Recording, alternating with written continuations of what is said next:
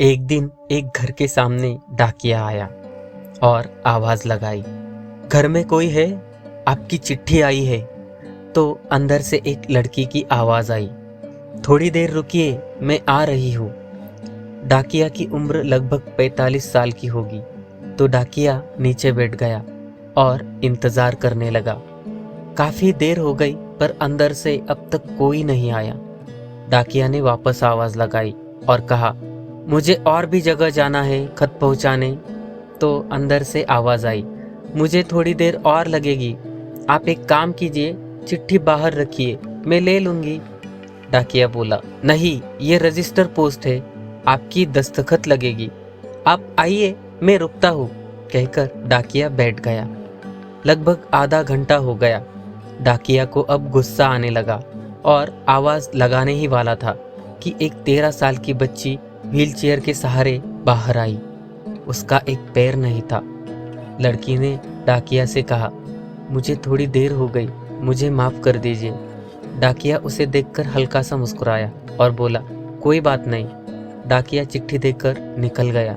महीने में 2-3 बार डाकिया को उस लड़की के पास चिट्ठी देने आना पड़ता। दोनों की अच्छी दोस्ती हो गई।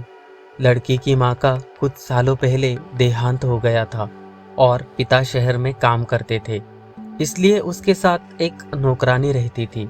लड़की ने देखा कि इतने दिनों से डाकिया के पैरों में चप्पल नहीं थी, तो लड़की ने दिवाली का तोहफा डाकिया के लिए नौकरानी से बाजार से एक चप्पल मंगवाई। सबने डाकिया के लिए तोहफे दिए।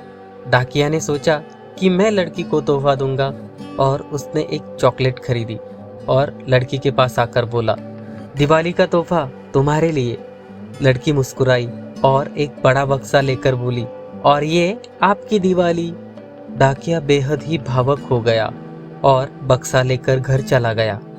बक्सा खोला तो उसमें एक जोड़ी चप्पल थी। डाकिया की आंखों में आंसू आ गए। सोचने लगा कि आज तक किसी ने मेरी इतनी चिंता नहीं की और एक मासूम जान ने मेरे बारे में इतना सोचा। उसने तो मेरे पैरों के लिए चप्पल दे दी, लेकिन मैं उसके पैर के लिए क्या करूं? डाकिया बेहद ही भावुक होकर अपने बड़े साहब से मिला और कहा कि मेरा यहाँ से तबादला करा दीजिए। साहब ने पूछा, क्या हुआ? डाकिया ने पूरा वाकया बताया और कहने लगा, साहब, उस बच्ची ने मुझे बिना चप्पल देखा तो उसने मुझे चप्पल दी, लेकिन मुझे तो उसका पैर ही नहीं दिखा, तो मैं पैर कैसे दूं? और उसकी आंखों में आंसू आ गए।